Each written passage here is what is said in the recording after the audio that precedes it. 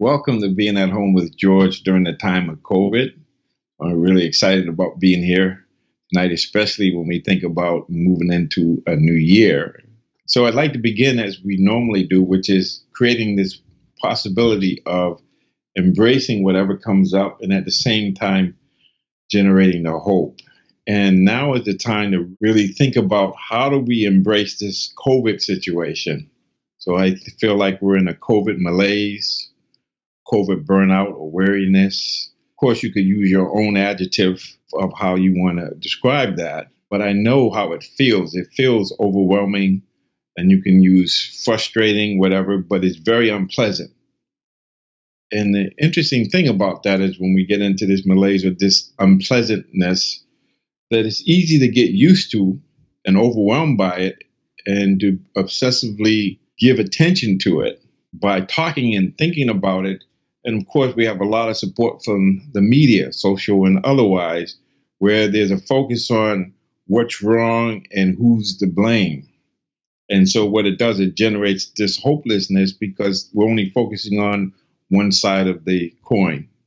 And in a way, it seems like we're taking what life is giving us rather than having a choice in the matter. It's like we're just saying, okay, there's no space between stimulus and response, and life is happening to us, and we don't have any choice in the matter, rather than focusing on what we can bring to life. And it's interesting to bring to life what we can do. How can we look at it in a way that empowers us, that gets us out of this hopelessness and into this hopefulness, which is about, oh, we have this freedom and power to choose if we can create space between stimulus and response. And we know that true understanding comes from reflecting on experience. So now is the time to reflect on what is this? How can we generate hope in spite of all of the bad news? Maybe what's important is what we bring to life, what we bring to the situation, to focus on the glass being half full rather than half empty. And by focusing on what's working, what's possible, we can control what we experience. In a way, something happens and we get to interpret what it means. And so for me to be grateful for the idea of what I like to call a non-toothache. And so before we had this time of COVID, there's all of these things that we used to do and have taken for granted, like going out to eat, getting together with loved ones during the holidays or periodically, being able to travel, go on a cruise, be able to do all of these things that we've taken for granted. And now that we don't have them, we miss them and we focus on missing them rather than understanding that, yeah, that's true, we're missing them.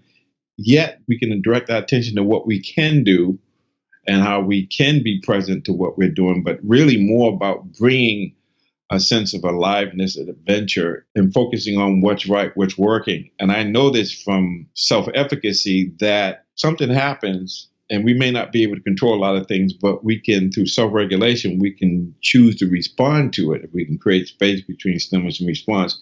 And just by having that little modicum or a little bit of control, that builds. And then we start to realize that, oh, we have choices here. So, and this fits in with the research because the happiness research says 90% of our long-term happiness is predicated on how we interpret our experience. Not 10%, but 90%. So it's how we interpret things that really makes a difference. And so we have to be clear about that and understand that happiness is a choice. Hope is a verb. So we have to generate that. We have to work on that. So we focus on what's right, what we can do. And my friend John Kabat-Zinn, we used to work in a stress reduction clinic.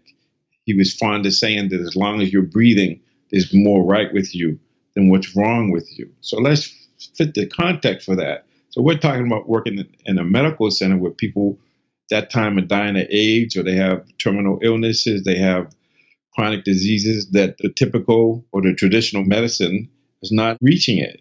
So to be able to bring in the whole person, the mind and the heart and the spirit, as well as the physical thing, is really important. And from my own experience, I know that if we can focus on what we can control and what's right now, then we can broaden and build on that, and then we can have access to more creativity.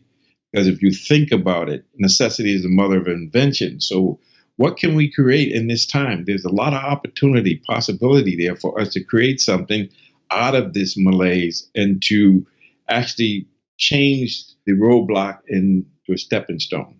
And so that's what's possible for us, especially during this time, and just starting to recognize that we all have this masterpiece. We all have this capacity to be still and know. We have this capacity to reflect on experience and to learn. And maybe the real question that we should be asking is, how can we create more love, compassion, understanding, and get beyond this illusion of separateness and realize that, yeah, instead of making somebody wrong or talking about what's wrong, let's talk about how we can be together and how we can focus and use this as an opportunity to grow. What's the lesson we need to learn here?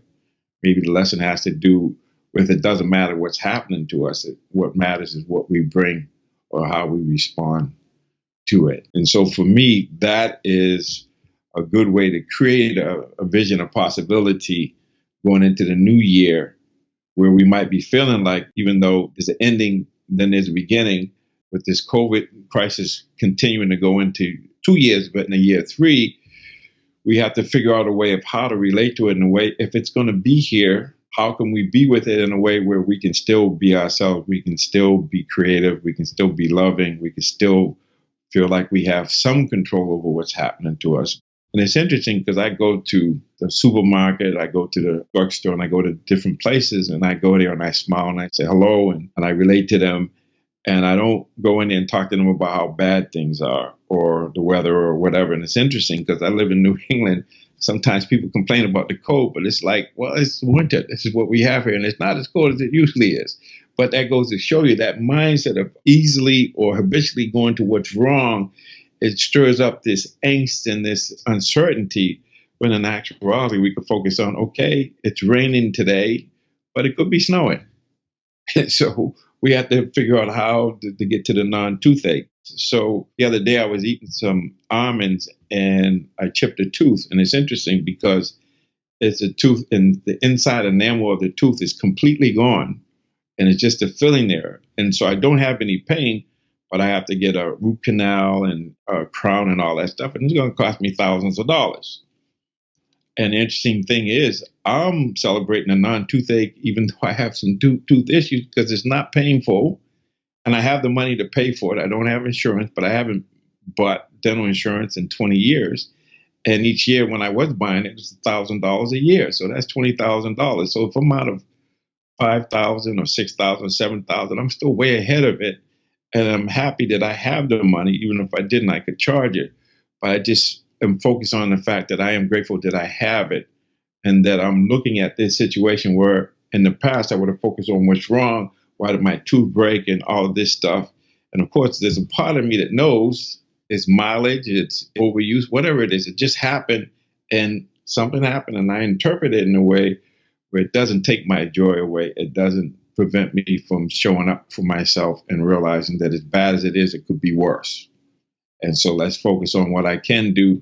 I can embrace it, say thank you, thank God I'm in a country where I can go and get medical care, even though I may have to pay for it out of my pocket. But I happen to be lucky enough to have the money to do it, and some of us don't have it. So, but at the same time, I'm just focusing on what I have and what I can do. So for me, and I can go on and on. I got arthritis in the wrist and all sorts of things. So when I try to do things, it hurts. But once again, it could be worse. And I'm looking at it like, okay, so how can I relate to it in a way where I take care of it, I get it treated, and it is what it is. And so I can't do some of the things that I want to do today, but it doesn't mean that I can't focus on doing the things that I'm doing now, so that in the future, I'll be able to do some of those things. So my message here is really simple. It's like, yeah, things are really challenging. They're really difficult right now. But if we can see it as a challenge, and if we can go inside and we can bring to it what we can in a way where we can level up, where we can take a roadblock and make it a stepping stone.